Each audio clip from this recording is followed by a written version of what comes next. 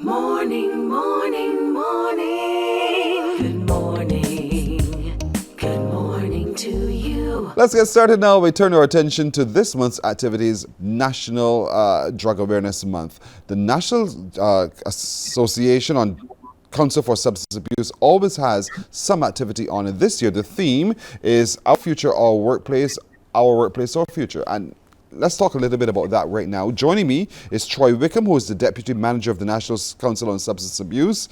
With him is Paulavette Atkinson, the Substance Abuse Prevention Officer, and Mosiah Hoyt, who's a counselor. Good morning to each of you. Good morning. Good morning. Pearson. Morning, Firstly, Barbados. Happy New Year to all of you, and I wish you only the very best for 2023. Thank Happy New you. Year to you as well, and Happy New Year to all of Barbadians. Thank you so much. Now, I know the last time we all met, we were battling this thing called a pandemic, and we were looking at different ways of delivering services and so forth. Starting with you, Mr. Wickham, how would you rate your ability to do your work in the face of all of the restrictions that were in place?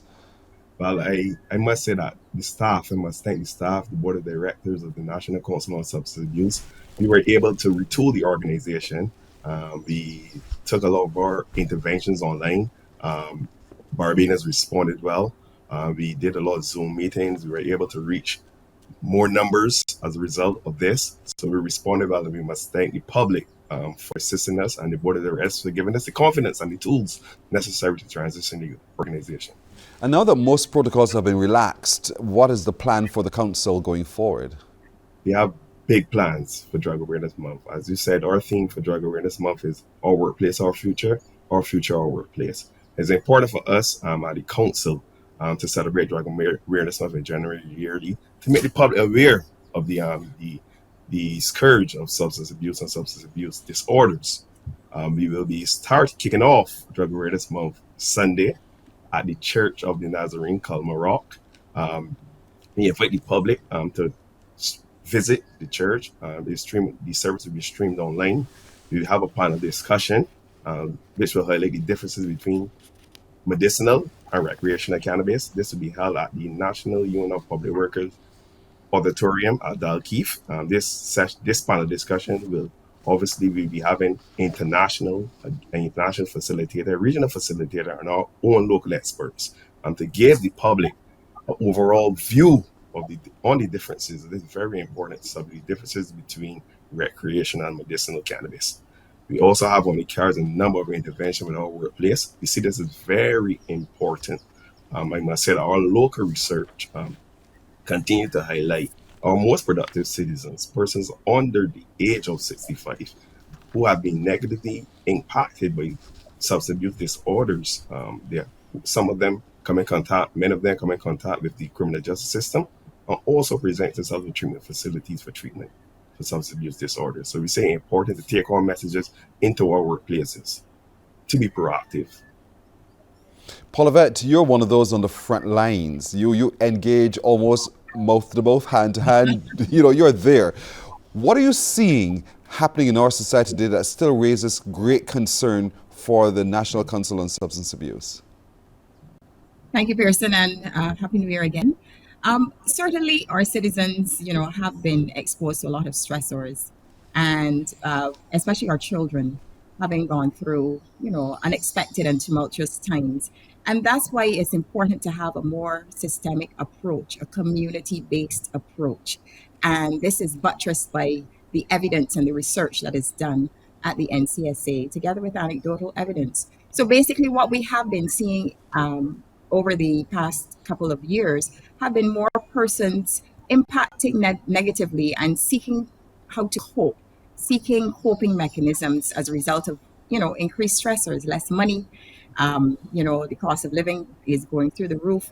And also, mental health issues. So it is important for the council to remain on top of prevention and working with the community, with the family. And of course, the family extends to the workplace because all of us work, we're productive citizens, and we don't leave our issues at the door when we go to work. So that is why it's so important for us to reach out to the workplace, because this is like a second family unit.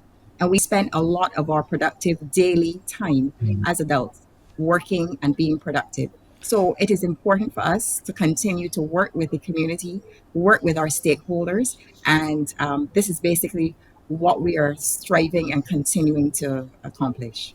I see how it all comes together. Our future, our workplace. So as and a workplace literally, but workplace also figuratively, where we have to be actively engaged in shaping out our future. So as we design our future, that's our workforce, that's our workplace. So each of us is a part of it, and then flip it around vice versa as well. So I see the theme in action. Is there any particular program targeting any particular sector? I know you talked, Paul, of it just now about the children. Troy spoke about the adults as well. So how are you going to deliver targeted messages so that each person feels that they are being assisted by the National Council on Substance Abuse? Okay, fine, Pearson. We intend to actually go into many. We have several interventions planned with both the public and private sectors, as well as associations such as the Barbados Small Business Association, the Barbados Chambers of Commerce and Industry, the Barbados Employers Confederation, where we will go and share what we do at the NCSA and what the NCSA is all about. We plan to help persons upgrade, develop workplace drug policies. We plan to do rapid assessments with workplaces so that we can identify if there's any issues as related to substance abuse disorder, so we can have crafted and evidence-based drug interventions with these organizations. It's important for us to take this approach. We will encourage employers to have what we will call a recovery-friendly workforce, which will encourage employers, employees, and the wider community to be a part of this process, where we will allow persons to be reintegrated into the workforce and be productive citizens once again. Mosai, that's now where you also come into play as a counselor, helping people to reshape the way they see things and they think and take responsibility for their actions and hopefully responsibility for the change that is required. What are you hearing, Mosai, as you engage with different people in different sectors about what they need to do and what they think is their pressing need of concern? So at the National Council on Substance Abuse person, we have many clients who present with substance use disorders, persons who have who persons with addiction, and we know that addiction is not just the individual's challenge, but it is a family or community challenge. And in this case, as it relates to our, it can possibly become a workplace challenge. So as Troy was saying, we want to encourage a recovery-friendly environment where persons who may be having challenges with stress, persons who may have addiction, that they feel comfortable enough to reach out to management, to reach out to human resources, to say, look, I have a challenge, I'm seeking help, and we can normalize the whole idea of counseling, the whole idea of therapy, the whole idea of mental health, and getting help for challenges that may present themselves. Well, you know, Paul Yvette, oftentimes it's not what we want to admit to. You know, it's my personal matter. And so how do you intend to come into the workplace and get people to feel comfortable enough to want to share and open up about something that for them is so personal? It's all about relating to each other as individuals and human beings who share common values.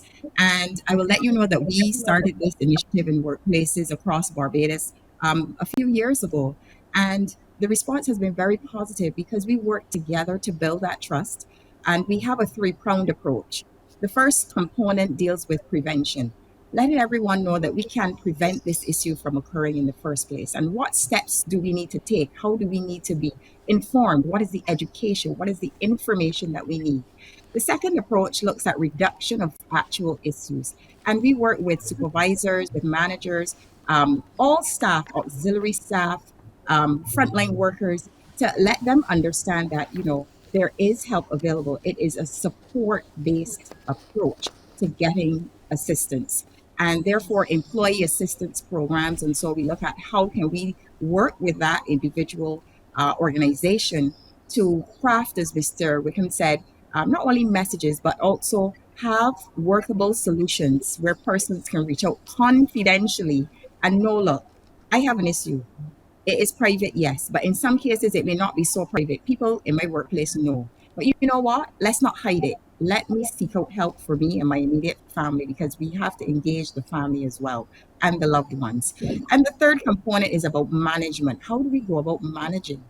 And therefore, we work with our stakeholders, not only in that organization, but across the board, because it's a multi-pronged approach. It's a collective approach to addressing the issue. So no longer are we shoving it under the table. We don't want people speaking ill about, others in the workplace behind their backs. We want to be proactive and continue to engage each other in that proactive approach. And we have been working with stakeholders, even the Ministry of Youth, um, and sports and community empowerment, working with persons who are not yet in the workplace, for example, and engaging them as well, letting them know about the dangers associated with using substances and how they can be proactive as young persons going into the workplace in preventing, and therefore also other people who are now entrenched in workplaces and who are seeking assistance. They know that there is help, how to get help, and the NCSA is really here for them, together with the other organizations, to lead them back to recovery and to work with them as they reintegrate into the workplace fully. This is certainly a discussion to be continued, and I know to be continued in the next coming Fridays with us here at Morning Barbados as well. But just to remind folks, it all starts with a church service this coming Sunday at the Church of the Nazarene there on Collymore Rock, beginning at 9 in the morning. And as many of you as possible, if you can engage. And then you're having a series of things coming into workforces, engaging with the people, hoping eventually to have workplace policies put in place that respond to what you're talking about here, being more open to accepting people who have management issues in terms of their ability to manage themselves and their abuse of substances and the like. There's a food drive. We haven't gotten to that, but we'll get to that in a subsequent discussion about how we can join you in supporting that particular effort as well. But I want to thank each of you this morning for joining us. Troy Wickham, the Deputy Manager of the National Council on Substance Abuse. Paulavette Atkinson, who has now to be a Senior Substance Abuse Prevention Officer. And Mosiah Hoyt, a Councillor with the association as well. Thank you so much all for joining us, and best of luck with the whole month of activities. Thank you. We'll see you next Friday. Thank you so much, Pearson. You're welcome. You're welcome.